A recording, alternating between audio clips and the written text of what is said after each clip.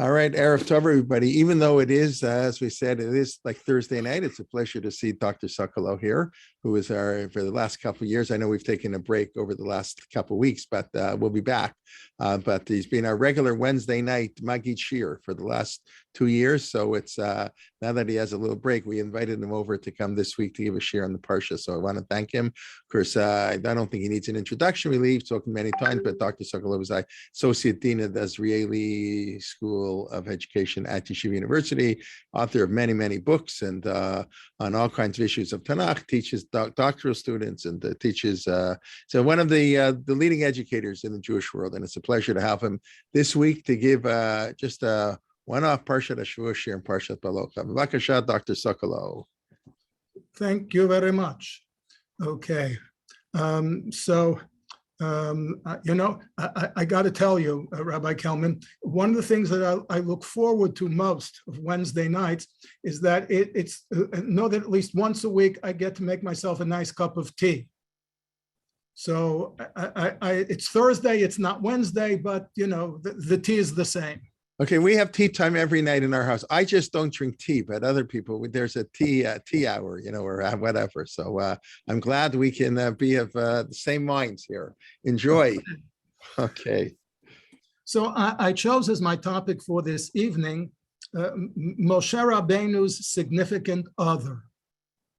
Now, the interesting thing, of course, to be, totally candid, is that I don't know what you anticipated based on the title, but the truth is that in this week's Torah reading, in the Sidra of Beha'alotecha, Moshe Rabbeinu actually has two significant others. So let me first talk about the significant other than the one that I actually intend to speak about, and then we'll talk about the truly significant other. So let me get to the Okay, so the screen that I'm sharing with you is, as you can see on the URL line, is alhatorah.org. It is an excellent first-class resource for the study primarily, but not exclusively, of Tanakh. It's maintained by Rabbi Dr. Hillel Novetsky and his family in Jerusalem. And it provides the full texts of, I'd say about 30 or more different commentaries on the different books of Tanakh. And wherever those commentaries are available in English translation, you have the option of seeing the English translation as well. It is also equipped with a variety of more, call them scholarly resources, so that as I will get a chance to demonstrate during the evening, if you click on any individual word in the Torah text, not in the text of the commentaries, you get a concordance, right? That shows you where that word, or in fact, all words that derive from the same verbal root appear in Tanakh. There's a chart that shows you the frequency with which the forms of the word appear in each one of the 24 books of Tanakh. So you can see whether it is primarily a Torah word, a Nevi'im Rishonim word, a Nevi'im Acharonim word, a Ketuvim word, whatever your interest is. And it provides you with the definition of that word according to the BDB Brown Driver Briggs, the standard academic lexicon of biblical Hebrew. So this is a remarkable site. And because it's accessible, easily accessible online, I really saw no need to do screenshots of it and to post them.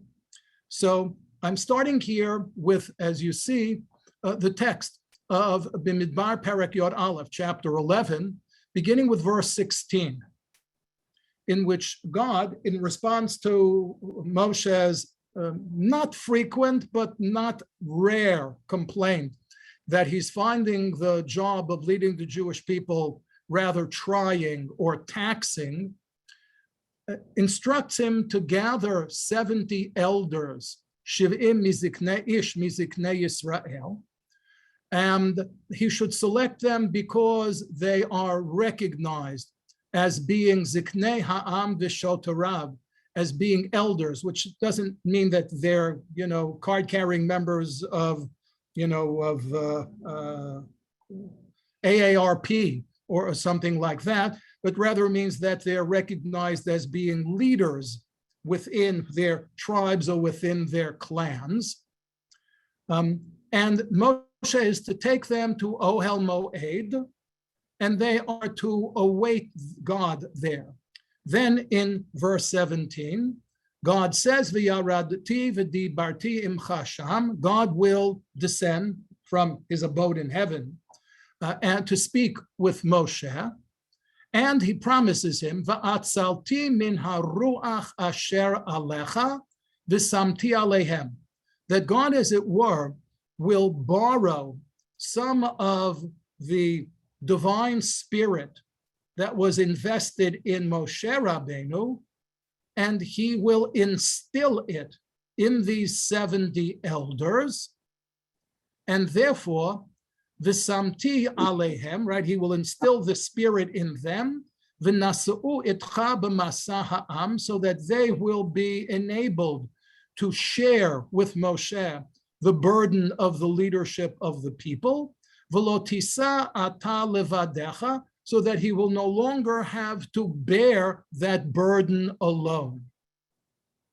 So here we see that Moshe is no longer going to be, if he ever was, he is no longer going to be the only person who has been instilled with the spirit of prophecy, with the spirit of God, but there now will be no fewer than 70 additional people who will share a portion of his spirit. Now, what happens subsequently in the same chapter, and I'm just moving now a little later on in the chapter, is that Vayisha'aru shnei anashim b'machaneh. If you think about it, how did Moses choose the round number of 70? There were, after all, 12 tribes.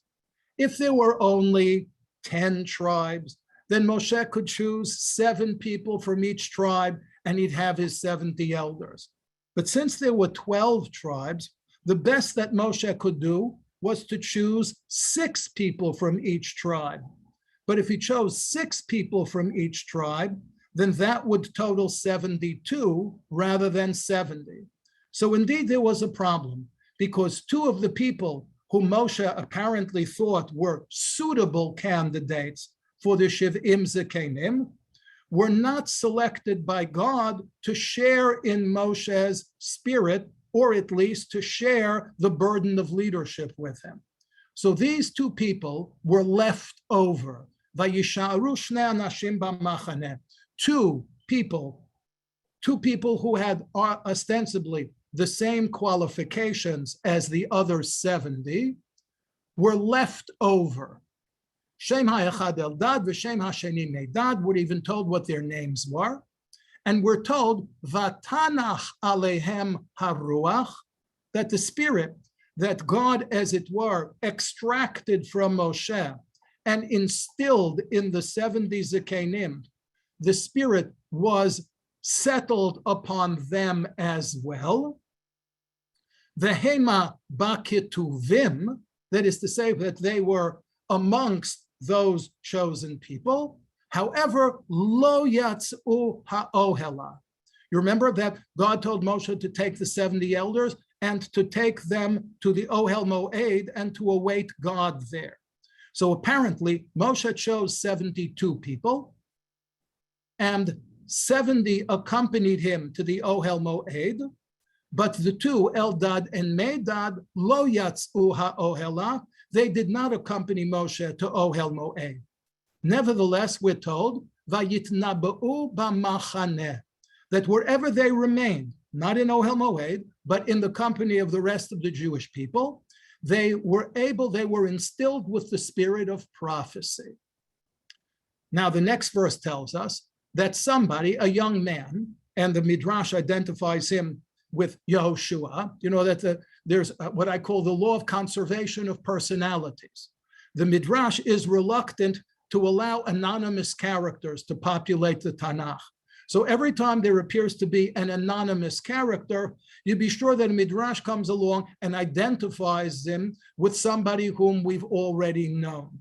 So according to the Midrash, this young man, namely Yehoshua, comes to Moshe and says, "Oh my gosh, Moshe, Eldad uMedad mitnab'im b'machaneh," that these two people, Eldad and Medad, are practicing prophecy. Okay? And indeed, now he's identified for us. So he says to Moshe, Kla'im, Moshe, put them under arrest, meaning they're prophesying without a license.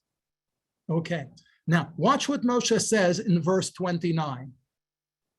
Vayorma lo Moshe, Moshe says to Yehoshua, Hamakane atali, are you being jealous on my behalf? Moshe says, Umi yitain, that's an expression of wish or desire. Mi yitain kol am Hashem nevi'im.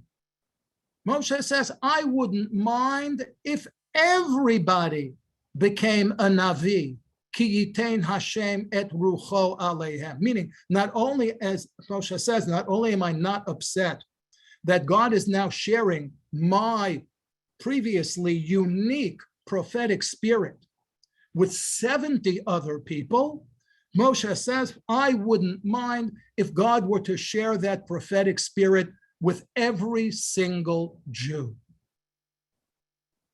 Now, how is this leading up to what I called Moshe's significant other?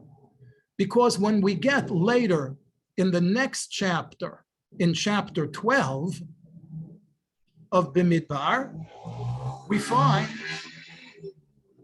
we're told that Miriam and Aharon are lodging some complaint about Moshe Rabbeinu. We'll get to the substance of that complaint in great detail during most of this evening, but they preface their remarks by saying, as you see in verse 2 of chapter 12, Harak ach b'Moshe diber Hashem? Has God spoken only to Moses? Halo gam banu diber, meaning God has spoken to us too. Now, as I said, we're not surprised now because we know that God has already invested at least 70 other people with a portion of Moses' prophetic spirit, right?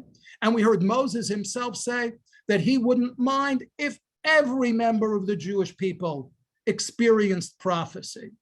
So we're not at all surprised if Miriam and Aharon, Moses' own sister and brother, claim that God has not spoken only to Moshe exclusively, but that God has spoken to them as well.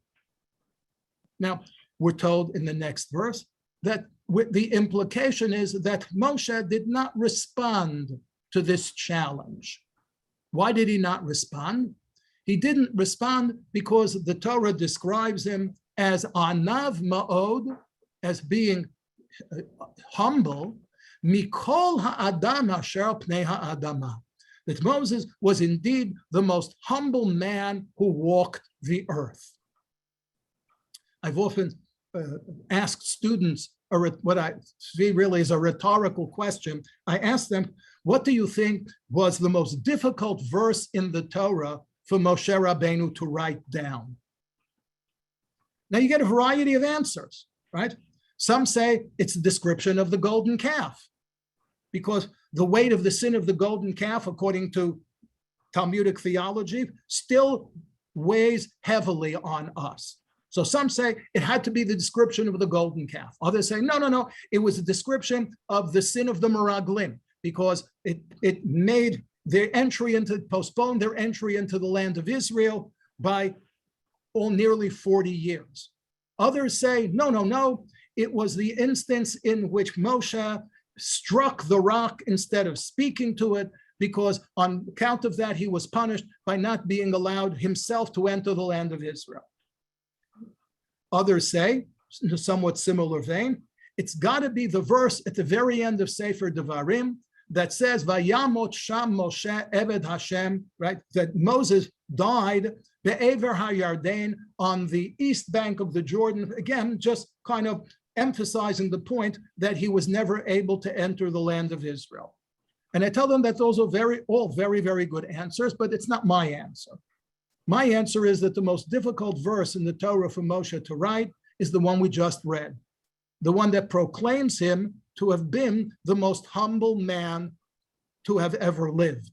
Because the thing that is really the most difficult for a genuinely humble person to do is to speak about, let alone to praise, as it were, his own humility. Okay. So what do we find now? We find that in response to the assertion of Miriam and Aharon that somehow they were equal to Moshe in having a prophetic ability, God tells them that's not true. Even though he has shared some of Moshe's prophetic spirit with other people, Moshe is still unique among all prophets. And how does he describe Moshe's uniqueness?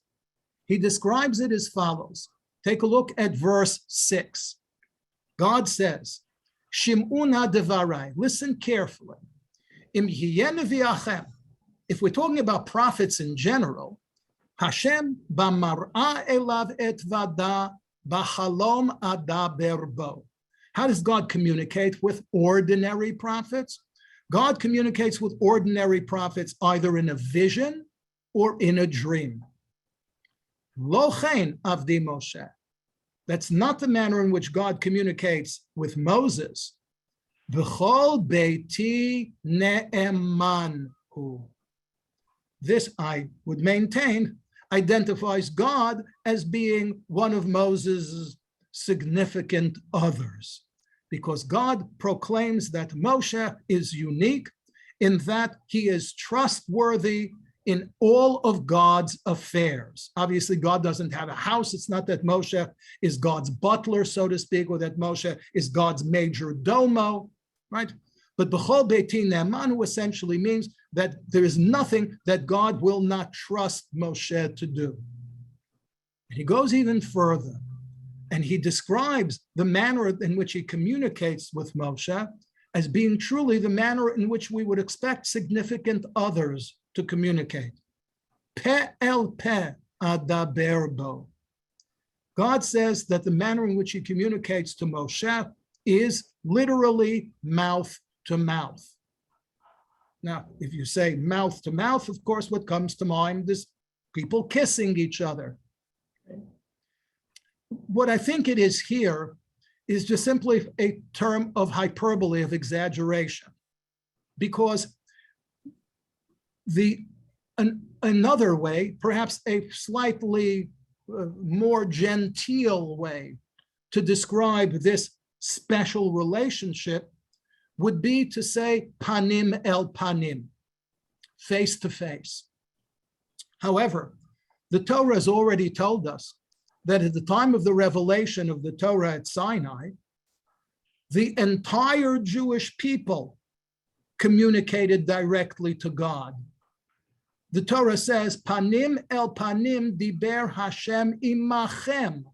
God already spoke panim el panim to the entire Jewish people.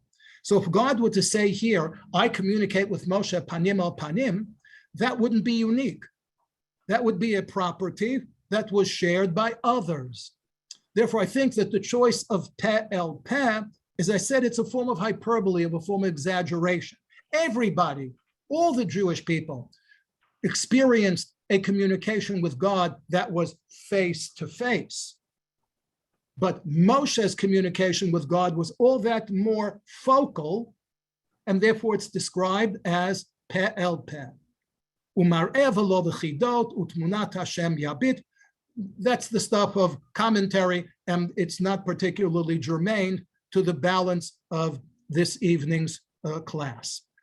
The balance of this evening's class has us moving back to the beginning of chapter 12.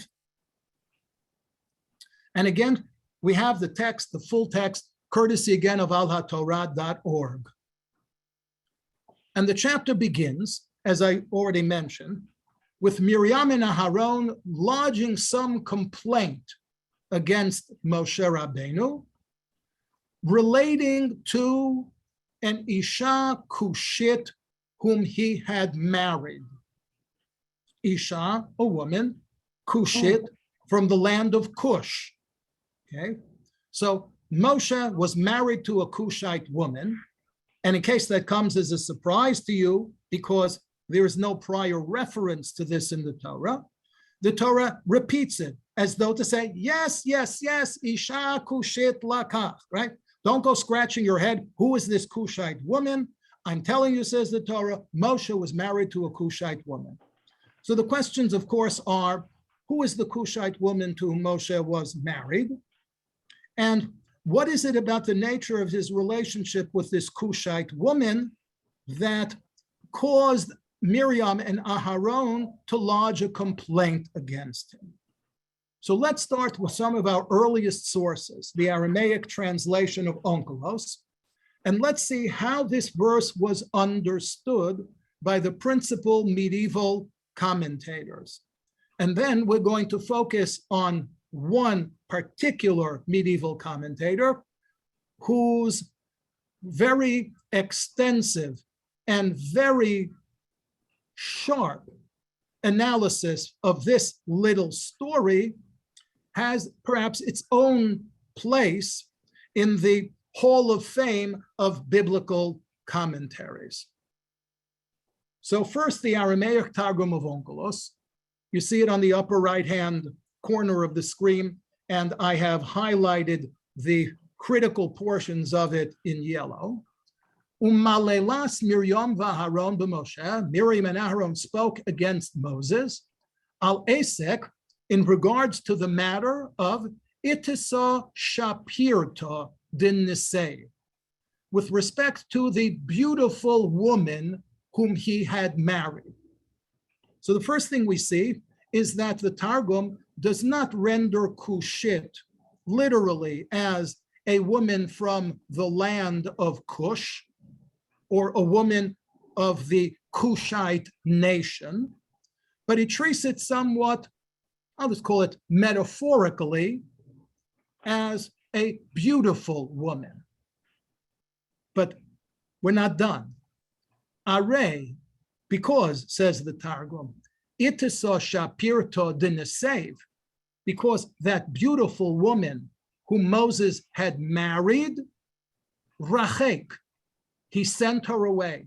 Or if you wish, as Rashi says just below,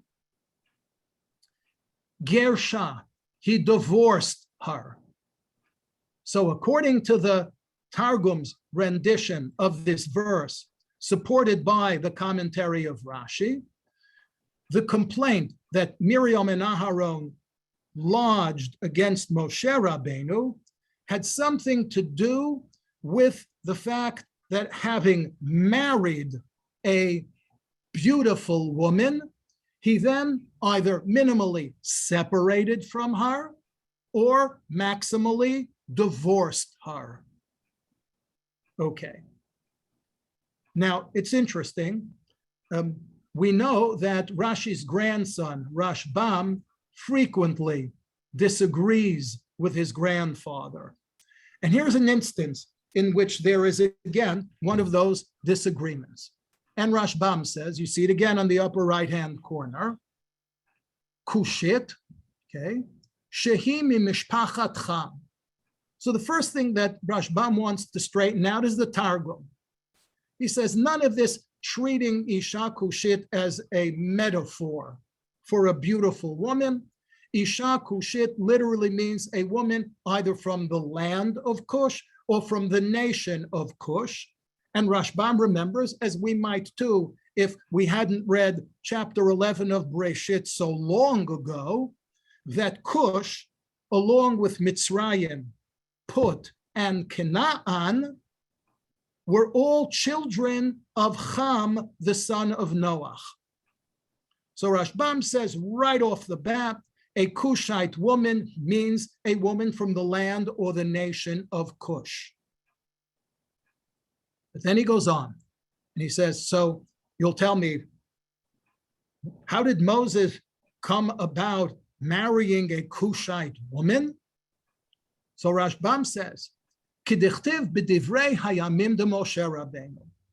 Rashbam says that he obtained this information from a work of literature that was called the Chronicle of Moses. Now, we don't know what this is, right? You see, the English translation calls it a midrashic work. I don't think it was a midrashic work, because if it were a midrash, it would have been known to Rashi and it would have been known to other commentators.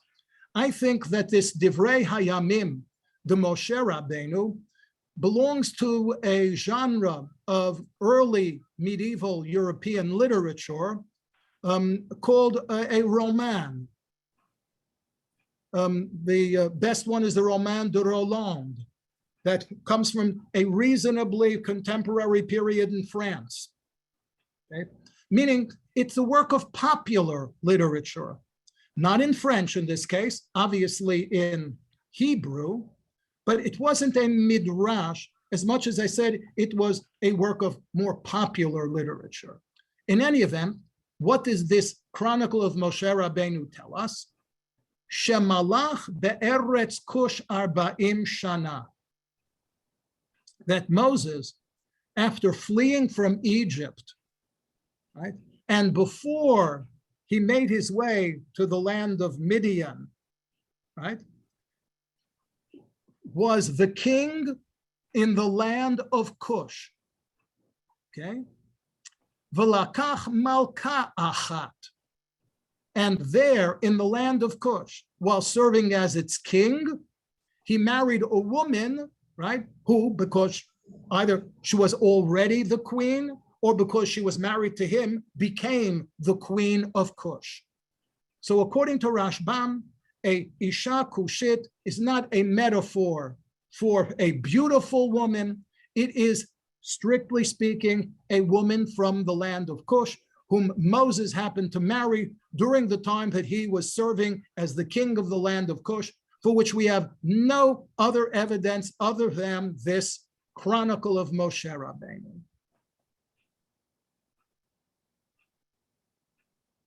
Ibn Ezra has his own take on it. He says, no. As far as the Torah is concerned, Moses was a monogamist. He married only one woman, and the woman he married was Tzipporah. And for your information, says Ibn Ezra, because he still remembers the early chapters of the book of Shemot, even though we're in the Midbar, right? Tzipporah was from the land of Midian. Therefore, says Ibn Ezra, hayashar be'enai, that is to say, the interpretation that I, Ibn Ezra, find to be the most correct is shezo hakushit hi Tzipporah, that the woman who the Torah refers to here as a Kushite woman is none other than Tzipporah herself. Ki hi Midyanit, and we know that she was from the land of Midian. But Ibn Ezra reminds us, Midyanim hem Yishmaelim. Midyanim, he says, are Ishmaelites. Ishmaelites here is a way of saying they're nomads. As he says, Vehem darim be'aholeihem. They live in tents. V'chein katuv, and indeed he has a verse in the book of Habakkuk that says, Yirgazun yiriot eretz Midyan, a reference to the fact that the people in the land of Midian dwell in tents. Now, what does that have to do with being a Kushite? Says Ibn Ezra, Ba'avur chom hashemesh, because they spend so much time in the sun, ein bahem lavan klal, their skin is dark. V'tzipporah hayta shchora doma lekushit, And because Tzipporah was a Midianite woman, and because she had grown up out of doors in the sun, her skin was as dark as the skin of somebody who comes from the nation of Cush, because the people of Cush, what we today would call Nubians, are black-skinned. So no, Tzipporah was not a Nubian by birth. She wasn't a Nubian racially or a Nubian ethnically, right, or nationally, but her skin was the same shade as that of Nubians. Okay. Go a little further now and look at the commentary of Rabbi Yosef Bechor Shor. Rabbi Yosef Bechor Shor was in a generation following Rashbam. We know that he was a student of Rabbenu Tam, Rashbam's brother. We don't know whether he spent any time with Rashbam himself, but you'll get a sense from his commentary of where he stands on this spectrum, with Rashi on one end of it and Rashbam on the other. He says, reading just the highlighted passages, Lefi Hapshat. So you know right away that he knows what everybody else has said. He knows what the Targum said. He knows what Rashi said. He knows what the Talmud and the Midrash have to say about this. But he's going to tell you the Pshat, okay? Shahayu Omrim, what was their complaint? Their complaint was, V'chilo matzah Moshe isha mibnot Yisrael sheyikach lo leisha, right? How many times do we hear this? You can't find a nice Jewish girl, right? So their complaint was, why all of a sudden are they registering this complaint now? Right? It's not that Moses hadn't been married to Tzipporah for quite a while, right? I don't know, but according to Rabbi Yosef Bechor Shor, that's the substance of their complaint, okay? Now in this case, by the way, it really wouldn't matter whether the Isha Kushite was Tzipporah or whether the Isha Kushite was someone other than Tzipporah, because in either case, it's not a Jewish woman. Right? In fact, he says, Va'al Tzipporah lo dibru. In fact, he says, no. He says, they're not talking about his marriage to Tzipporah. Well, wait a second. As I just said, Tzipporah is not a Jewish woman either. No, he says, watch the logic, right? Ki az, because when he married Tzipporah, anus haya, right? The circumstances were forcible, namely, Mipnei shahaya boreach. Remember, what was Moses doing in the land of Midian in the first place? He was escaping from Pharaoh, right? So he couldn't go back to Egypt in order to find himself a Jewish wife. As he says, Lo yachol avo b'Mitzrayim b'toch b'nei Yisrael, right? He couldn't go back to Egypt to marry a Jewish girl because his face was on the wanted posters in all the Egyptian post offices, right? Therefore, they understood and excused his marriage to Tzipporah. Therefore, it seems by implication to be referring to a woman other than Tzipporah, which puts him more on the Rashbam side of the exegetical spectrum than the Rashi side. And that brings us to the commentator with whom we're going to spend the balance of the evening. Rabbi Yosef ibn Kaspi. Okay? You know that Ibn is Arabic for the son of, right? And Kesef, of course, is either silver or money. So you might expect that an Ibn Kaspi is a rich person. You know, we used to say what the letters PhD stand for. Papa has dough, right? So that's pretty much what Ibn Kaspi means. Ibn Kaspi means Papa has dough. Okay. Actually, what it tells us is that the Ibn Kaspi family came from the town, the Provençal town of Argentier. Right? Argent in French means silver. So Jews who came from the town of Argentier adopted the name Ibn Kaspi. As, for example, a Jewish family in a different Provençal town at a contemporary time were called the Yarchi family, because they came from the town of Lunel, Lun being the moon in French. In any event, here's the commentary of Ibn Kaspi. And just simply to make things easier, I actually have that in an English translation. Okay. So Ibn Kaspi, as you see, was born in 1280, died in 1340. And as I mentioned, he lived in Provence. You may recall from either some of my previous classes or from other Tanakh classes that you may have attended, that one of the leading medieval commentators, one whose commentary is pretty much a fixture in the Mikraot Gedolot, was Rabbi David Kimchi, known as Radak. Okay? David Kimchi lived in Provence earlier in the 13th century. Okay? Ralbag, Rabbi Levi ben Gershon, right? Again, one of the fixtures of the Mikraot Gedolot, also lived in Provence, and is pretty much common to all of these Provençal biblical exegetes that they were sticklers for pshat and for common sense. Therefore, look at the opening sentence in Ibn Kaspi's commentary here on the complaint that Miriam and Aharon lodged against Moshe Rabbeinu regarding his Kushite wife. He says, I am amazed at my predecessors. Then, of course, there's little humility. All are more complete than I barely rise to the height of the soles of their feet. Meaning, right, they were truly great people. Rashi, right, Ibn Ezra, others, right?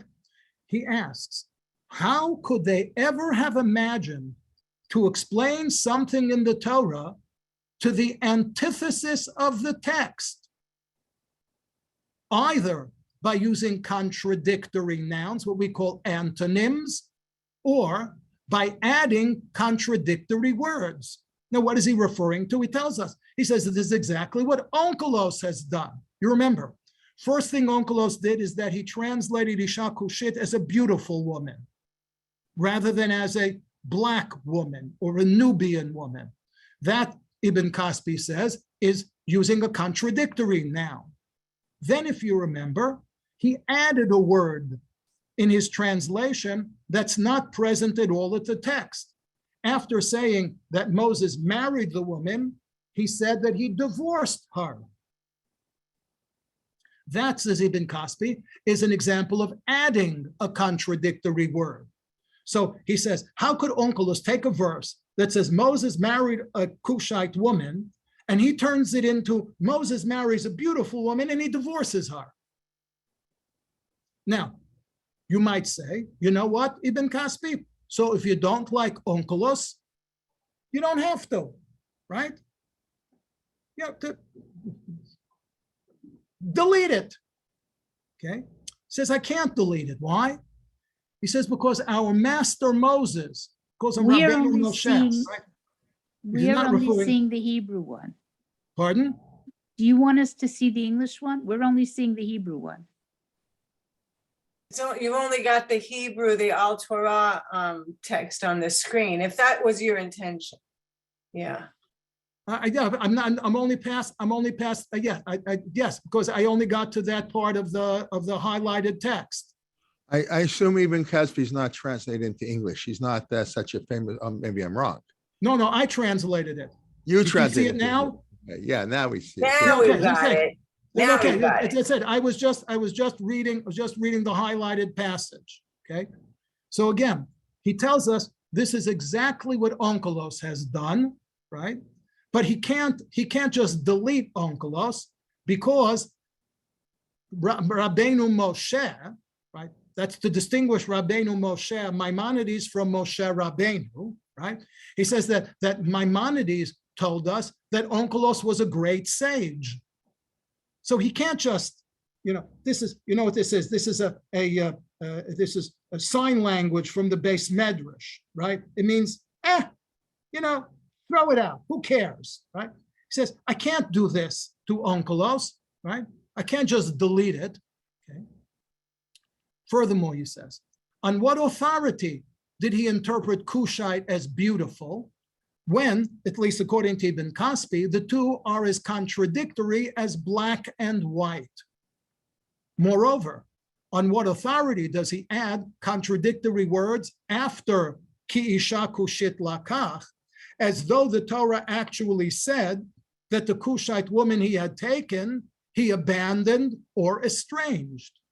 If this, says Ibn Kaspi, were the real intent of the Torah, then he asks an obvious question. Why didn't it just say that? Right?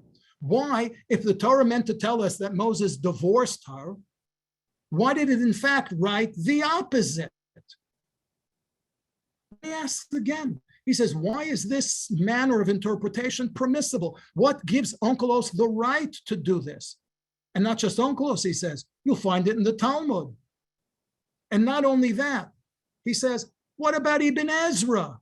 Ibn Ezra accepted that interpretation. So he comes up with this question, he says, he says, I got this idea, right? If it's okay to interpret a word with its antonym, and if it's okay to add contradictory words to your interpretation of a text, he said, why shouldn't we practice this ourselves, to the extent that if we take the verse that says, V'ahavta et Hashem Elohecha, you should love the Lord your God, why don't we interpret it as, you should hate him?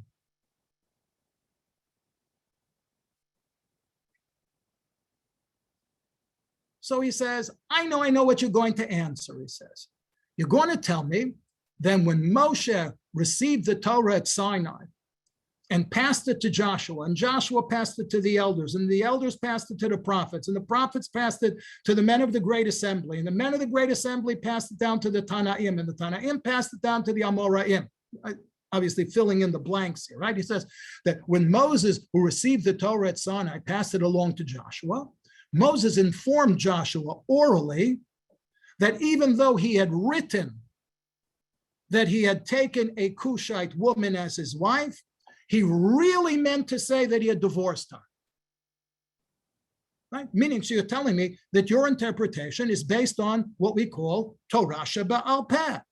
Right? It's based on a tradition that Moses passed along orally to Joshua. Says Ibn Kaspi, he says, we go back to our first question, he says. If that was the Torah's intent, to tell us that Moses married a beautiful woman and then he divorced her, then why doesn't it say so clearly in the text, instead of using what appears to be an opposite? He says, does a substitution of antonyms constitute exegesis? Is that parshanut? He says, no. He says, parshanut consists of interpreting words literally as they are understood conventionally.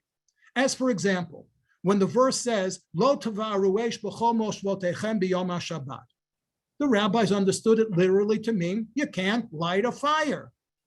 Or if it says, Lo tochlu al adam, they understood it literally as not to eat in the presence of blood. He says these are rabbinic interpretations that are consistent with the literal sense of the text. To do anything else, he says, is not interpretation. It's substitution, contradiction, erasure, uprooting, pulling down. Why shouldn't we say that the verse, Ve'etchem lakach Hashem, that God took the Jewish people to be his? Why shouldn't we say it means that he rejected us? Or if it says, V'lakachu u'shcheno hakarov el beito, in terms of the eating of the Korban Pesach, that we should join together with our neighbors, maybe it means instead of taking them in, we should throw them out. After all, he says, what's the difference between the examples I've given you here and the way in which Onkolos treats the verse, telling us that lakach means geresh? As God lives, right? It's as though he's taking an oath. He says, as sublime as this approach may appear to be, coming as it does with the recommendation of our predecessors, he says, I can't deal with it. God forbid that I should do something like this. I can either abandon the Torah of Moshe entirely and believe, God forbid, in a new Torah already in existence, or I can do as these others have done. Therefore, he says, the explanation of that which is written here, according to what he calls the necessary meaning of the Hebrew language, meaning the way the Hebrew words are understood conventionally by people who speak Hebrew, means a Kushite woman is a woman from the land of Cush. And to take a Kushite woman means that he kept her. This is what the verb lakach means. And to say the azav is to use the antonym. All of this he calls in the last two Hebrew words, haskamat halashon. This is all part of our linguistic convention. So what has gone on here? What's happening? He says what happened is as follows. He says Moshe, after his marriage to Tzipporah, took as a second wife a Kushite woman. Why did he marry a second woman? He says whatever reason he had. He says it's not for us to question his actions. I mean, if Moses did it, right, he was undoubtedly doing something that he thought was proper and correct. Okay. And if you ask me, when did they get married? He says, we don't know exactly when this marriage occurred. We don't know whether it was at this moment in their travels. Maybe it happened a while back, because it's not mentioned previously in the Torah. You tell me if it's not in the Torah, it didn't happen? No, says Ibn Kaspi. The Torah isn't a chronicle, a record of everything that ever happened to every Jewish person who ever lived. It isn't even a record of everything that happened to such critical figures as Abraham, Isaac, Jacob, or Moses, for that matter. You may remember, those of you who may recall, when we were doing the series on Tanakh, and we spoke about the development of medieval Parshanut, I mentioned that Saadia Gaon, in the 10th century, one of the earliest rabbinic commentators on the Torah, used as a model for this something in the life of Moses himself. If you may remember, Moses meets Jethro's daughters at the well, right? And he rescues them from the nasty Midianite shepherds, and he assists them in watering their flock, as a result of which they get home early. And their father Yitro asks them, how'd you get back so early today? And they tell to him, Ish Mitzri hitzilanu miyad haroim, that an Egyptian man, saved us from our, I guess, their customary harassment at the hands of the Midianite shepherds. The Gam Dolo Dalalanu, and he assisted us to water the flock, and that's why we got home early. So what does Yitro say to his daughters? He says, Kir'en lo v'yochal lechem. The least that we can do to repay this Egyptian man for his kindness is to have him over for dinner. The Torah doesn't tell us whether they went and invited him. The Torah doesn't tell us whether he accepted the invitation.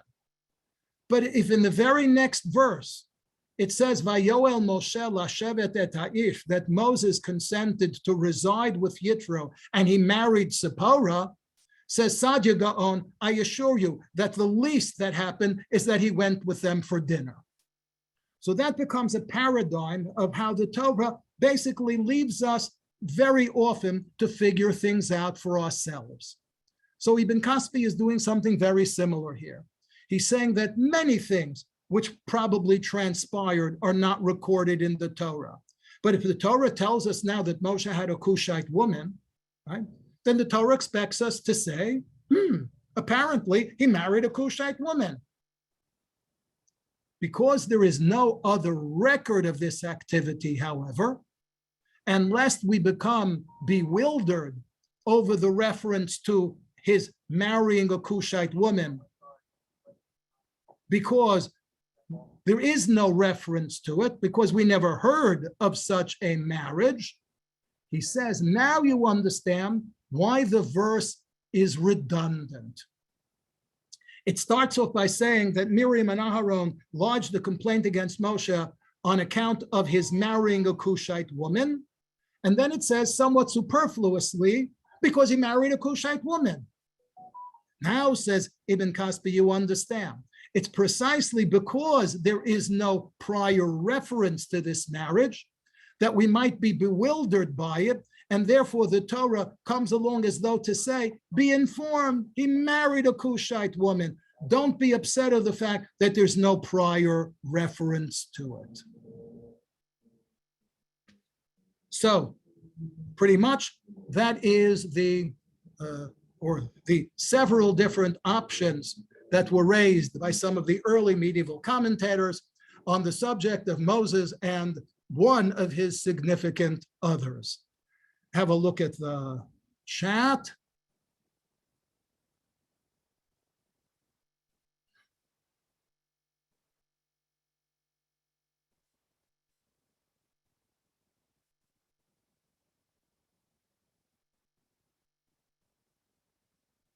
Yes, again, one of the things that isn't explained satisfactorily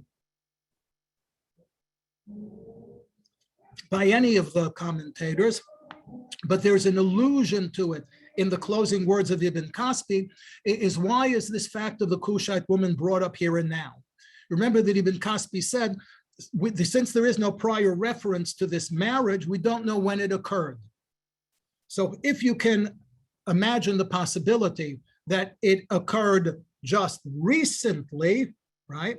And we might want to combine that with Bechor Shor's suggestion that they were upset at his having married a Kushite woman instead of taking a nice Jewish girl. So if we put the two of them together, we might come up with an explanation as to why this objection is raised now all of a sudden. Isn't Zipporah a Hebrew name? I really don't know. A lot of names at this point in Jewish history are not Hebrew. We don't know that Moshe is a Hebrew name, in spite of the Torah's attempt to tell us that it has something to do with drawing him out. Right? We know that the substantive Mos or Mose, right, is part of many Egyptian names. Right? Tutmos or Tutmosis, Ramesses is really Ra, Moses, if you wish. Right? In Egyptian, it seems to signify, again, child of. Tutmosis is the son of the god Tut. Ramesses or Ramoses is the son of the god Ra. So I don't really know. I know that in modern Hebrew, Tzipor is a bird, but that doesn't absolutely make it a Hebrew word. Okay. None of them recorded divorce, repeats the same thing twice. Lakach, yeah, exactly. That's exactly everybody's problem. Zipporah was not a Kushite, she was Ivan de Corlo. Okay, yeah, thank you. All right, that's yes. Always references to Cecil B. DeMille are always appreciated.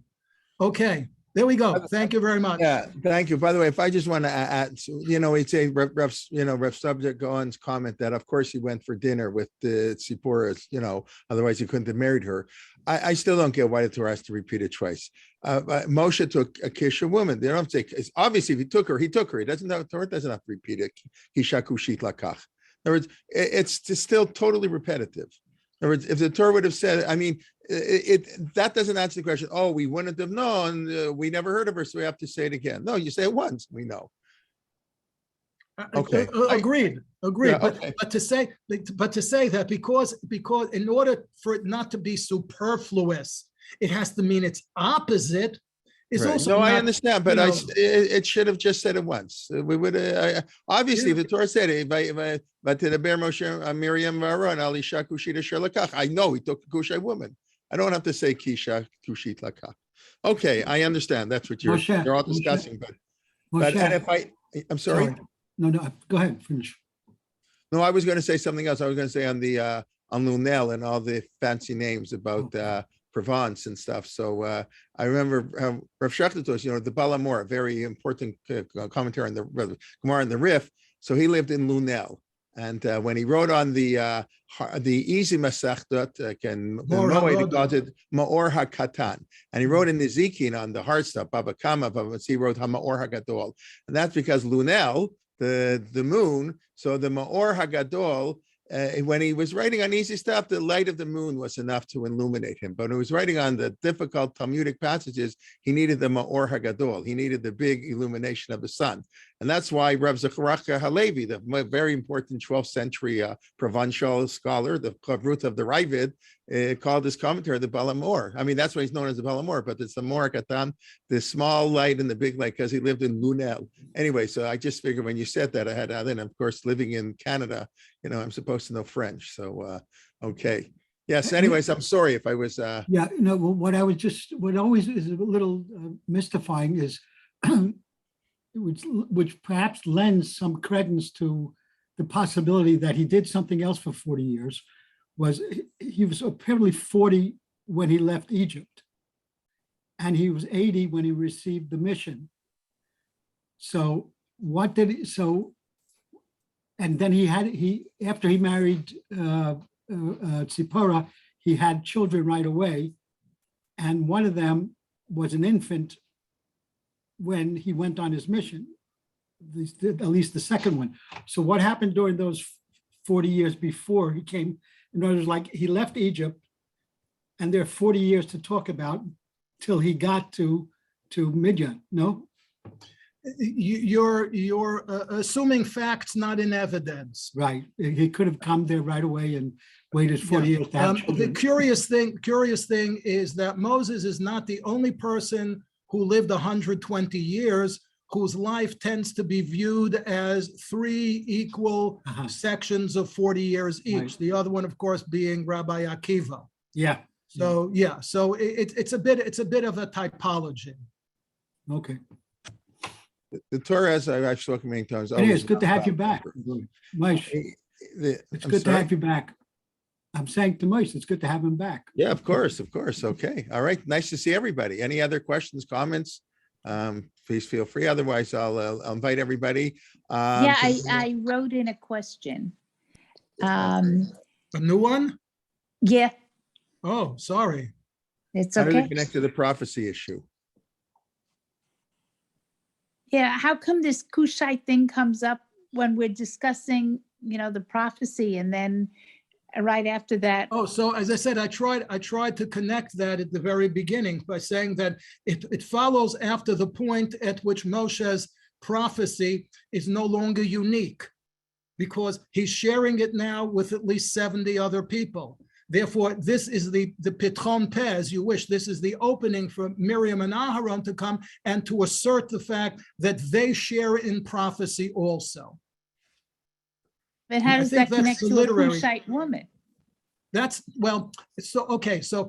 If you read further in Rashi, the complaint was that he had separated from his wife. And he separated from her because he was on call. Meaning, if God were to summon him instantly, he had to be prepared at any moment. So Miriam and Aharon, at least according to this approach, are coming and saying, who made you that you can separate from your wife? We're prophets too, and we maintain, customary marital relations with our spouses. What makes you different? That's why, if you understand, according to this, how does God solve it? Is an object lesson. God all of a sudden rings the bell, as it were, and says, all prophets to Ohel Moed. And the only one who on the spot is prepared to go is Moses. But that would shoot down the theory that he has 2 wives. Right. Well, it could be that he had simply, separated himself from both of them. It's interesting because Danny Lasker mentioned this morning. It's one of the things that he spoke about when he spoke about, Karaites this morning. He spoke about Karaites not having marital relations on Shabbat because Shabbat is holy and it's reminiscent of Matan Torah. And on the eve of Matan Torah, God told Moses to instruct the Jewish people, Al tigashu el isha, to maintain a distance from their wives, right? So here you have the example. Why did Moses maintain a distance from his wife? Because for all Moses knew, there might be another Matan Torah in the next minute. Okay, very good. Yeah, like There you usual, go. the Torah is very vague. That's what it comes down to. And that's a whole other shear. But yes, okay. Thank you very much again. Okay, we look forward to Thank seeing you. you and your friends in the near future. Tomorrow morning, my share on the Siddur, 9:35 a.m. will be at Hodul Hashem Kerubu Shmo, right after Baruch Shemar, at the beginning of Psukei Zimra. That's tomorrow, 9:35 Sunday. Rabbi Liebtag, the problem with the Jews in the desert, continue, complaining a lot. And then Monday night, Mark Shapiro will be back after his break last week, continuing on the rise of the tradition runs to reform. And Tuesday, we're very happy to announce Tova Ganzel, Dr. Tova Ganzel will make her at least her Zoom Torah Motion debut, giving a whole series on Kingdom of Judah, the end of Kingdom of Judah into the return to Zion is sort of in the lead up now to the 3 weeks and Tisha B'Av. And so the Shivat Zion will be going through some of those. She's a wonderful teacher. I invite everybody. That's Tuesday at noon, beginning this week. Then Marty Lection on Wednesday, and Thursday, of course, by Dr. Lasker will finish his series on charism, fascinating, and Shuli Mishkin will continue. And then next Thursday night, Rabbi Aaron Greenberg, who runs JLIC here in Toronto, will be giving the Parshat Shavua shir. Okay, everybody, look forward to seeing you, and everybody have a Shabbat Shalom, and bring your friends, and all good things. Okay, very good. Shabbat shalom. Thank you so much. Bye, Have a Tom. good night. Thank Thank you. you. Thanks.